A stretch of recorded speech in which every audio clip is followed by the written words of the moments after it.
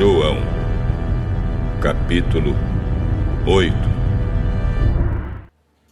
Oremos. Senhor, nosso Deus, nosso Pai, em nome de Jesus, te agradecemos mais uma vez, Senhor, por estarmos aqui na tua casa, na tua presença, Senhor. Somos gratos a ti por este rico privilégio, Senhor, de poder estar aqui para te oferecer culto, de louvor, de adoração. Senhor, somos gratos a ti porque o Senhor tem nos guardado, tem nos dado saúde, tem nos sustentado na tua presença em tempos difíceis, Senhor, que estamos vivendo. Agradecemos a Ti pelas Tuas bênçãos, pela Tua benignidade, pela Tua bondade e pelo Teu amor, Senhor.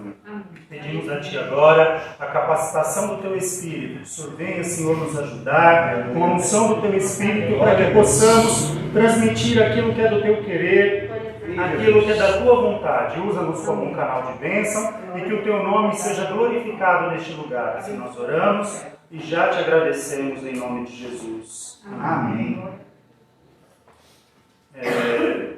Quero convidar os irmãos a abrirem suas Bíblias, Evangelho, segundo escreveu São João, capítulo 8. Nós vamos ler alguns versículos aqui a partir do 32.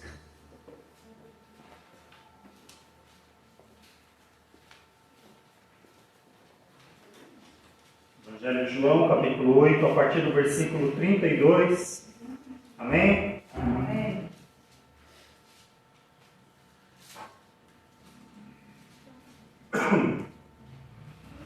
Diz assim: E conhecereis a verdade vos libertará. Responderam-lhe: Somos descendência de Abraão e nunca servimos a ninguém, como dizes tu, sereis livres.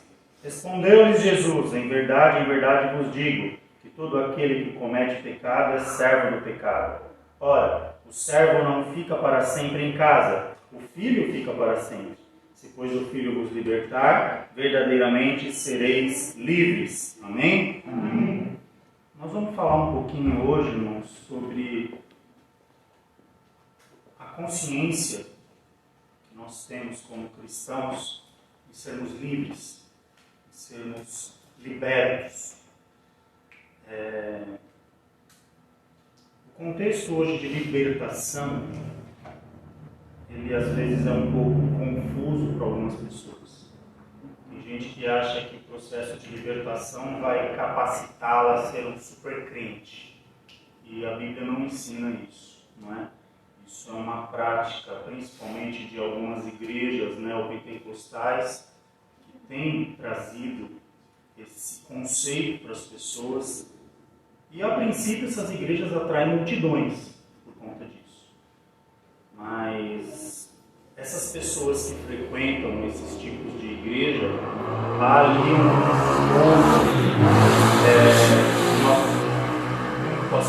uma rotatividade de pessoas muito grande. Essas grandes igrejas, é difícil você saber lá quem é membro fixo, quem está sempre lá. Muita gente vai, passa por lá, fica um pouco, uns gostam, não gostam e vai embora. Então, quer dizer, é um público, não é o termo certo, público, é um povo rotativo, não é? Não é um povo fixo. Por exemplo, aqui, vamos falar das nossas igrejas, nós temos um povo, todo mundo que se conhece, não é? A gente sabe todo mundo pelo nome, conhece cada um pelo nome, sabe parente de quem é, a família que pertence. Por quê? Porque nós estamos congregando aqui é o lugar fixo para a nossa congregação. Então, esse conceito ele tem trazido uma certa confusão sobre libertação. Para que serve a libertação? Quais os benefícios da libertação? Eu sempre gosto de um testemunho que eu ouvi uma vez e isso me marcou. E acho que eu já devo ter falado aqui, eu sempre falo as coisas e repito depois, mas esse testemunho conta a história de um jovem casal americano, que eles foram para a obra missionária, ainda muito jovens, né? Se casaram um pouco tempo depois, os dois ali em comum acordo resolveram sair para a obra missionária e eles foram para um ponto missionário na África. Eles saíram dos Estados Unidos e foram para a África.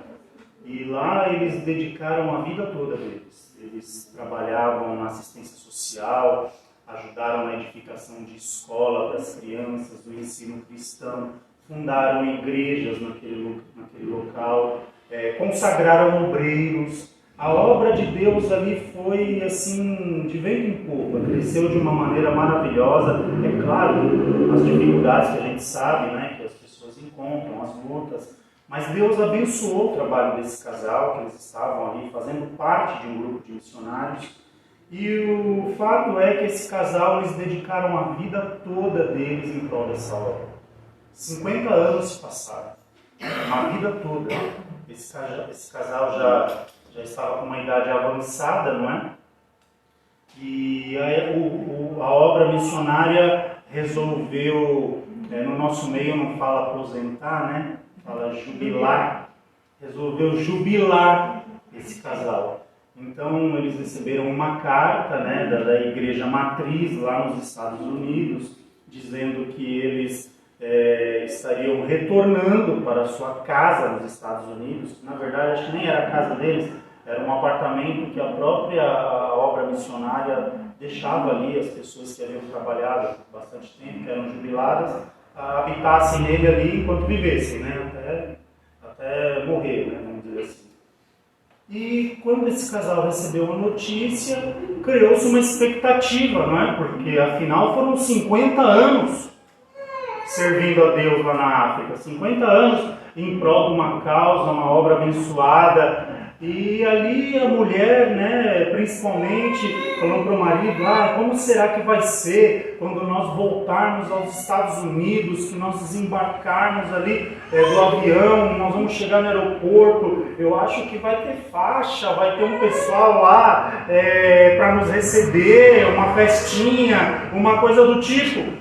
E eles ficaram naquela expectativa e quando eles voltaram, desembarcaram lá no aeroporto nos Estados Unidos, né? 50 anos depois de terem saído.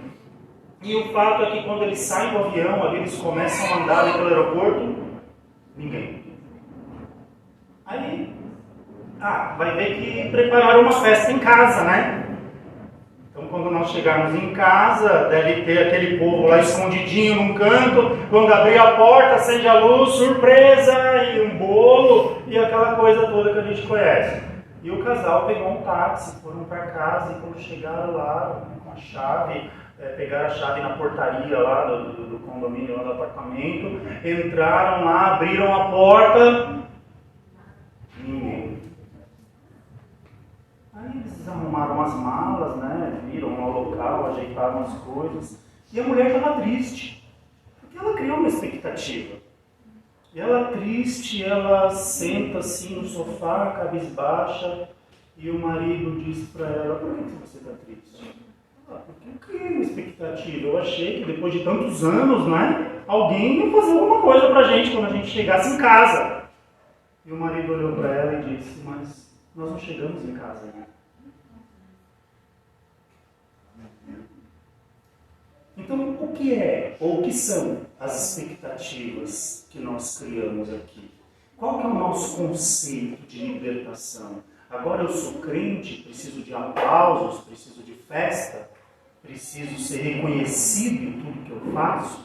Muitas vezes a obra, ela acaba até sendo ingrata, entre aspas, do ponto de vista humano.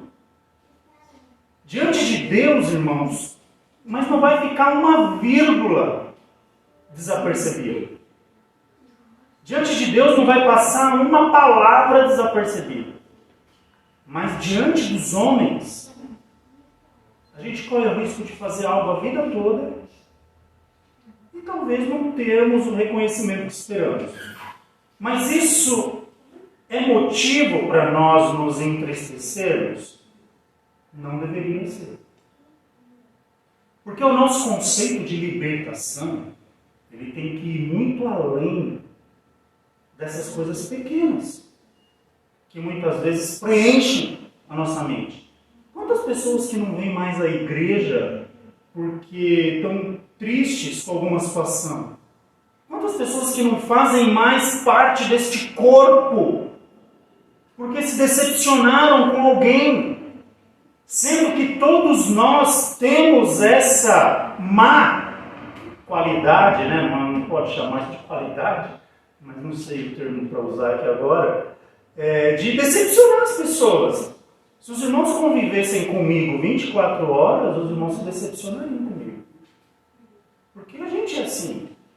Tem hora que a gente decepciona, tem hora que a gente não está de bom humor, tem hora que a gente dá uma resposta de atravessado, tem hora que a gente não está para muito sorriso, não está para muita conversa.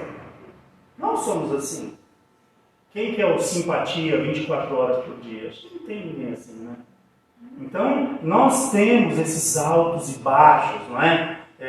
Mas isso não pode afetar o meu conceito de liberdade, de libertação. Porque aqui a Bíblia diz, conhecereis a verdade, e a verdade vos libertará. Então, a partir do momento que eu tenho um conhecimento de Cristo, que eu tenho um crescimento espiritual na pessoa de Cristo, as coisas desse mundo, elas começam a não importar, talvez de um tanto como importam para alguns. Talvez nós não esperamos reconhecimento, ou admiração, ou aplauso, ou torcida de pessoas. Eu me sinto muito bem quando eu sinto que eu estou com o meu dever cumprido com Deus, do que se os irmãos fizessem, por exemplo, uma surpresa, uma festa de aniversário, e eu saísse daqui com um sentimento de dever incompleto com Deus. Não é que a gente é mal agradecido, entendem o que eu estou falando? É você procurar fazer as coisas que agradam a Deus. E Deus nos chamou para nós sermos úteis. Guarda esse ponto, ser útil na obra dele. Nós não somos inúteis. Agora, tem pessoas que se anulam por conta dessa falta de reconhecimento. Isso é um problema. Porque quem te libertou, por exemplo, chama você para tocar para a igreja ou para Deus? Você toca para aquele que te libertou. Você canta para aquele que te libertou. Você prega porque aquele que te libertou mandou pregar. Você ensaia, você participa, você evangeliza porque aquele que te libertou te capacitou para isso. Não porque as pessoas não acharam. E tem uma passagem na Bíblia que ilustra isso de uma maneira tão maravilhosa. É um texto tão curto que eu não sei se os irmãos já se atentaram para isso. Quem já leu a Epístola de Filemão? Vou-lhes apresentar Filemão. É um único capítulo que está antes dos Hebreus, da Epístola aos Hebreus. Já leram Filemão? Judas também, é um capítulo só. Isso mesmo. Filemão, ele era um senhor, crente. Quando eu digo senhor, ele tinha alguns escravos. Ele era um homem de posse, crente. O nome Filemão, no grego, significa amável, aquele que ama. E Filemão, ele teve um escravo que trabalhou para ele por um período. E esse escravo, não sei o que ele aprontou. Ele aprontou alguma coisa, a Bíblia não diz o que ele aprontou. E ele, numa certa oportunidade, fugiu. O nome desse escravo era Onésimo. Vamos ler aqui uns versículos, para quando eu falar, os irmãos entenderem o que eu estou dizendo. Eu vou ler aqui poucos versículos, a partir do 8. Filemão, versículo 8. Todos encontraram Filemão aí antes dos Hebreus?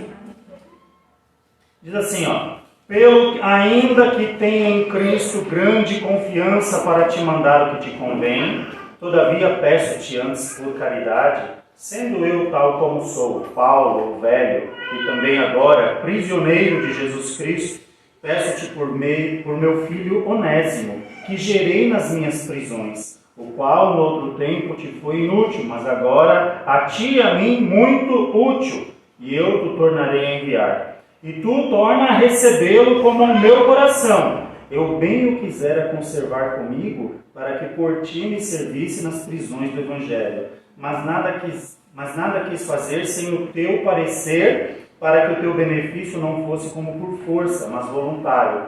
Porque bem pode ser que ele se tenha separado de ti por algum tempo, para o que retiverdes para sempre. Não já como servo, antes mais do que servo, como irmão amado, particularmente de mim, e quanto mais de ti, assim na carne como no Senhor. Agora, pois, se me tens por companheiro, recebe-o como a mim mesmo. E se te fez algum dano, ou te deve alguma coisa, põe isso na minha conta. Eu, Paulo, da minha própria mão escrevi. Eu pagarei, para te não dizer que ainda mesmo a ti próprio, a mim te devas. Amém? Até aqui. Vamos entender essa história. Nós estamos falando de libertação, tá? Vamos entender essa história. Filemão, eu falei quem ele era, né? Ele era um senhor, ele tinha alguns escravos, um homem de posses, crente, tá? Crente em Jesus Cristo. E ele tinha um escravo chamado Onésimo, e esse Onésimo apronta alguma coisa lá com Filemão. Não sei se o roubou, não sei o que aconteceu, a Bíblia não deixa claro. E ele foge. Quando Onésimo foge, depois de um tempo, ele encontra Paulo, ele passa a conhecer Paulo, o apóstolo Paulo. E Paulo prega o evangelho para esse Onésimo, e Onésimo se converte. Alguém já ouviu aquela expressão aqui, que mundo pequeno? Aí Paulo vai querer saber da vida de Onésimo. Então, Onésimo, me fala um pouquinho de você. Olha, Paulo, eu sou um cara que eu fiz uma coisa errada, eu fugi do meu senhor, lá na região de Colossos, lá para aquela área, tinha um senhor lá, crente também, professa a mesma fé que você, que eu agora, porque se converteu, né? Só que eu aprontei lá alguma coisa e fugi. E Paulo, quem que era o teu senhor? O nome dele é Filemão. Peraí, Filemão? O Filemão assim? É esse mesmo. Eu conheço Filemão. Filemão é meu irmão em Cristo, eu que fundei a igreja lá na região. Filemão coopera com a obra ali. Filemão, o nome de Filemão significa amável. Então você vai fazer o seguinte, Onésimo, você vai voltar lá para conversar com Filemão. E Paulo escreve essa carta. E quando Paulo aqui escreve um trocadilho, que eu não sei se os irmãos perceberam, acredito que não, né? Só para quem sabe o significado do nome de Onésimo, no versículo 11, a qual no outro tempo te foi inútil, mas agora a ti e a mim muito útil, eu o tornarei a enviar. Porque a palavra Onésimo, o nome Onésimo, significa útil. E Paulo está falando para Filemão, olha Filemão, tem um camarada que eu vou enviar aí para você, o nome dele é Onésimo, acho que você já conhece ele, a qual te foi inútil, né, fazendo um trocadilho com o nome dele. Mas agora ele é muito útil a ti e a mim, porque eu não quero agora que você o receba como escravo, mas você o receba como um irmão em Cristo, sabendo que agora ele é útil. E Paulo vai além. Fala, olha, e se tem alguma dívida na conta desse Onésimo para com você, Filemão, você bota na minha conta. Porque eu, Paulo, agora que vou ser o devedor, né, no caso um fiador dele, para poder pagar essa dívida por ele a você. Veja que coisa tremenda que Deus faz. Deus pega alguém fugitivo, perdido, inútil. O Evangelho o liberta, o transforma, o torna útil. E envia essa pessoa de volta ao seu antigo Senhor, não mais como um escravo, mas agora como um cristão, um irmão em Jesus Cristo, para que ele tenha uma nova oportunidade. Veja, irmãos, o que eu quero dizer com isso? Por que eu peguei esse texto? Porque o nosso conceito de libertação é muito pequeno. É muito resumido. Eu fico achando que alguém tem que me aplaudir, tem que me admirar por aquilo que eu faço, por aquilo que eu prego, por aquilo que eu faço na obra de Deus, quando que esse conceito de libertação ele vai muito além do que isso. Porque nós somos resgatados por Cristo num tempo que nós éramos inúteis, num tempo que a gente não servia para nada. Se trouxesse eu aqui na igreja no tempo que eu não era crente, eu só servia para uma coisa, para me arrepender e confessar os meus pecados. Fora disso eu não servia para nada. Não tinha nenhum exemplo, nenhum bom testemunho para dar, nada, nenhuma coisa boa para falar. E nós temos agora uma oportunidade de sermos úteis na obra de Deus. Glória a Deus. Deus muda a nossa vida, Ele compra a nossa dívida. Não foi exatamente isso que Jesus fez? A Bíblia diz que Ele tomou sobre si as nossas dores. Ele compra a minha e a sua dívida para te fazer útil.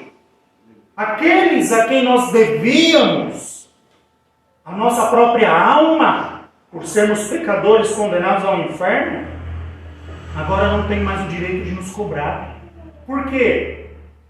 Porque fomos libertos.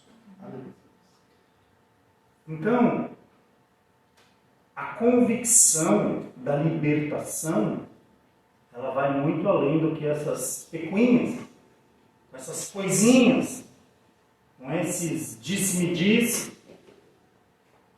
É muito além. Você agora é liberto para ser útil. Você é liberto agora, sabe por quê? Porque um dia você vai voltar para casa, como nós falamos no começo. E quando você chegar em casa, vai ter alguém para te receber? Sim. Glória a Deus. Para te compensar por tudo aquilo que você fez, por tudo aquilo que você se dedicou, por tudo aquilo que você foi fiel durante essa caminhada. Ninguém se acha inútil, ninguém se acha incapaz, ninguém se acha que eu não sirvo para isso, eu não sirvo para aquilo. Hoje ainda pela manhã nós falávamos na aula da escola dominical, na aula online, foi sobre evangelismo. Todos nós temos uma chamada natural ao evangelismo. Porque a ordem que Jesus deixou para a igreja é o ide. Todos nós temos essa ordenança. Existe um ministério evangelístico, um chamado específico? Sim, existe. Mas todos nós somos evangelistas por natureza. Todos nós estamos aceitando, quando aceitamos a Jesus, somos evangelistas por natureza. E eu falava sobre uma situação preocupante que está acontecendo. O comentarista da lição até cita. Em alguns países da Europa, países denominados pós-cristãos. Sabe por quê? Porque são países que no passado tiveram um período de avivamento, de crescimento, de expansão do Evangelho, e por algum motivo eles deixaram de pregar para as próximas gerações. E são países que hoje estão tendo igrejas fechadas.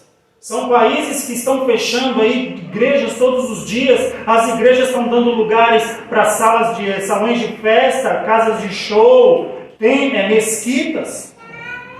Então veja que nós precisamos fazer a obra de Deus. Nós precisamos pregar o Evangelho. Nós precisamos ter uma consciência de que nós somos libertos. Conhecereis a verdade, e a verdade vos libertará. Não importa se você vai falar para 1 ou para 100, não importa se você vai louvar quando tem uma igreja ou quando tem 100 na igreja, porque você não louva para as pessoas que estão aqui, você louva a Deus. Você fala porque Deus te capacitou, você toca porque Deus te capacitou, Deus é quem te chamou, você ensina porque o dom foi dado a você por Deus. Se você ensina 1, se você ensina 50, faça com o mesmo zelo.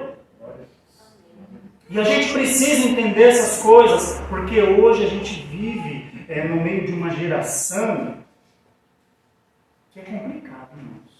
Quando eu vejo essa geração, eu acho complicado. É muito mimimi, né? É muito dodói, é muito qualquer coisinha, faz beicinho e não quer mais saber e quer jogar tudo pro alto. A gente olha para o nosso passado, para os nossos familiares, para os nossos pais, para os nossos avós. Quantas vezes recomeçaram, quantas vezes fizeram algo, quantas vezes mudaram, construíram, teve problema, recomeçou e tocaram a vida. Dizem alguns que nós vivemos a geração do troca, né? Não é mais conserta, é troca. Não deu certo, arranca um para outro. Ninguém mais se preocupa em consertar uma situação, consertar um relacionamento, consertar uma indiferença, consertar um mal-entendido. É mais fácil virar e deixar para trás. Ir embora. Não falo mais com fulano não vem mais aqui, eu não vejo mais o fulano, está tudo certo. É muito pequeno isso diante de alguém que fez uma obra tão grande diante de nós. É muito pequeno isso diante de alguém que fez uma obra de libertação da proporção que Jesus criou e fez nas nossas vidas. Nós somos chamados para sermos novas criaturas. Nós somos chamados, a Bíblia diz que nós somos sal, que nós somos luz. Nós fazemos a diferença por onde nós passamos. Nós contagiamos as pessoas que estão ao nosso redor, através da nossa fé, através do nosso testemunho, através da nossa perseverança. Glória a Deus. Quantas pessoas que não olham para muitos crentes e falam, poxa, como que esse irmão, como que essa irmã persevera? Como que eles insistem, como que eles têm fé, como que eles recomeçam. Se fosse eu, teria desistido, se fosse eu, não caminhava mais, se fosse eu, estaria prostrado. Mas Deus opera isso nas nossas vidas, Deus nos capacita isso, Deus nos fortalece para isso. E a gente parece que trava, irmãos, em coisas tão pequenas. Sabe o que isso remete? É complicado o que eu vou falar aqui agora. Mas isso compromete o nosso nível de conhecimento de Jesus. Porque nós não lemos lá, e conhecereis a verdade.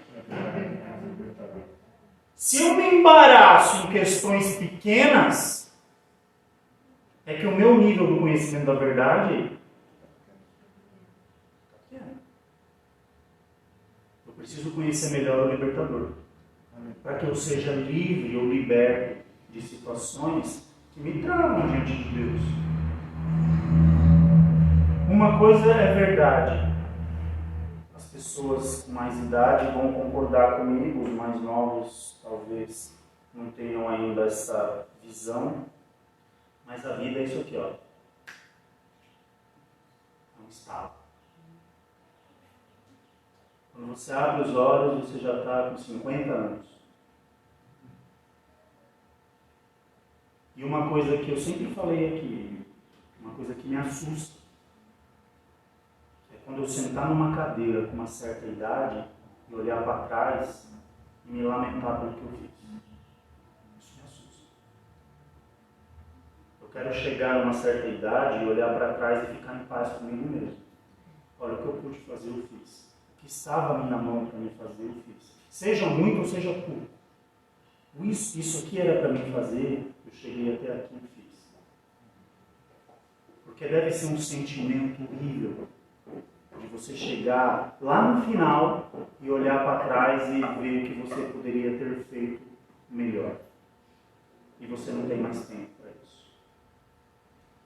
Então as nossas decisões, as nossas ações hoje, você tem que pensar como alguém livre. Você não é mais um escravo. Você não é escravo do mundo. Você não é escravo de situações. Você não é escravo do pecado. Você não é escravo de problemas. Você não é escravo de pecuninhas, de coisas pequenas que possam querer te prender. Você é livre em Jesus Cristo. Amém. Em Jesus Cristo você tem liberdade. Em Jesus Cristo você pode caminhar. Em Jesus Cristo você pode procurar consertar, melhorar. Poxa, tem alguém que está triste comigo?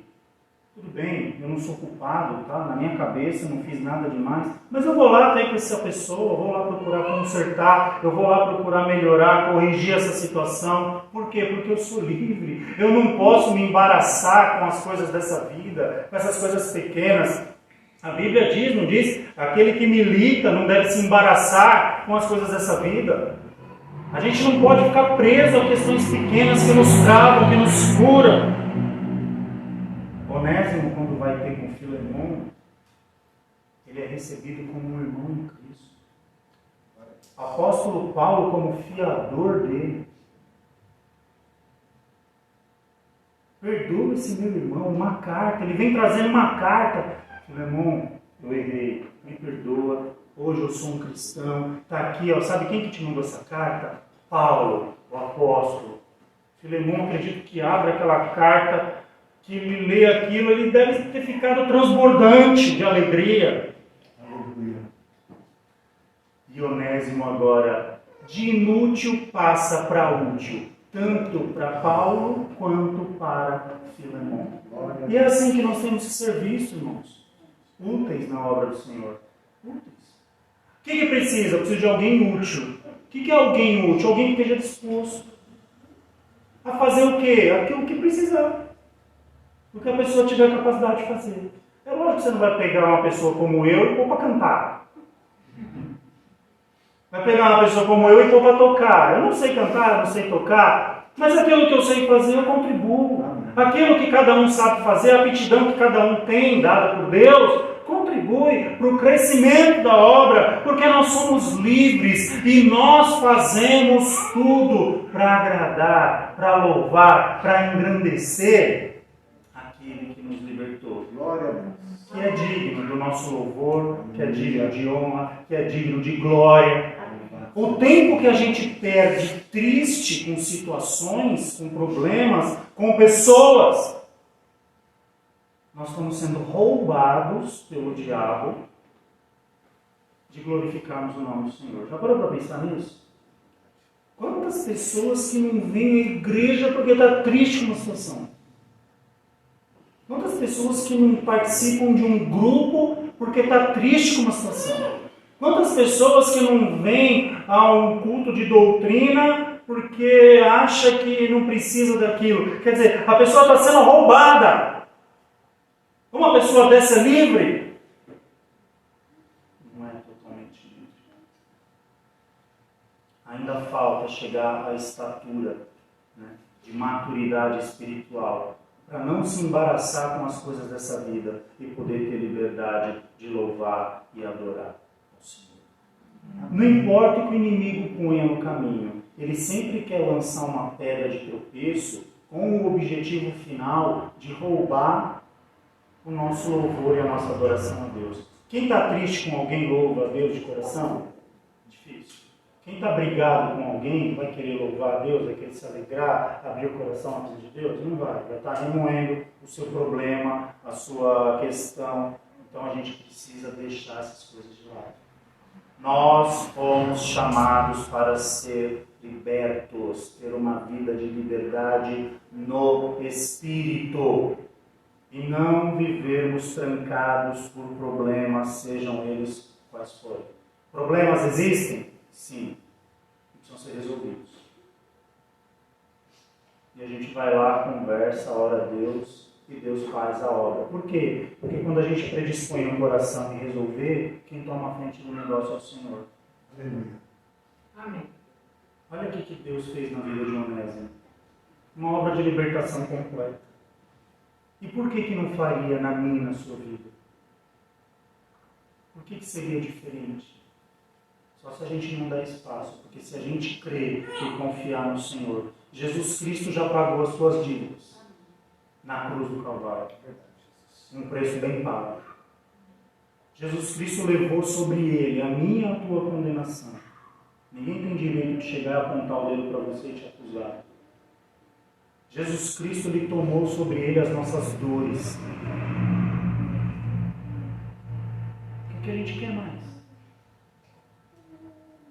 O conceito de liberdade, como eu falei, espiritual, não é o que as igrejas neopentecostais pregam por aí. Você não é super crente, você não manda em Deus.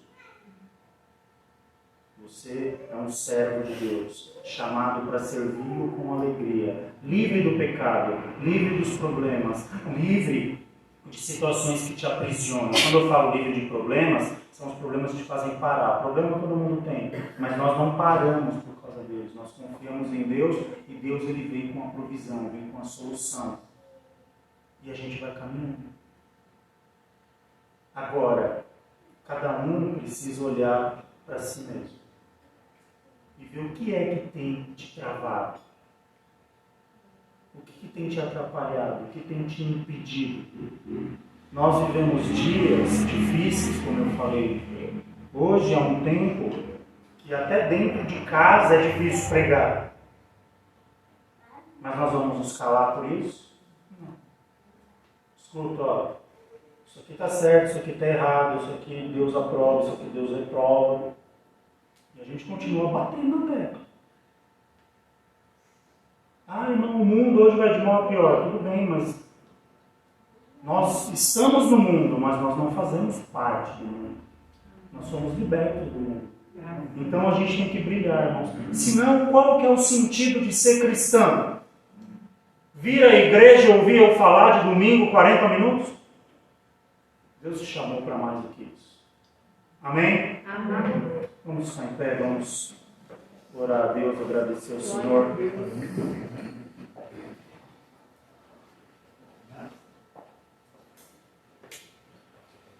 Seguimos a programação da semana normalmente, culto de doutrina quarta, culto público na sexta, amém?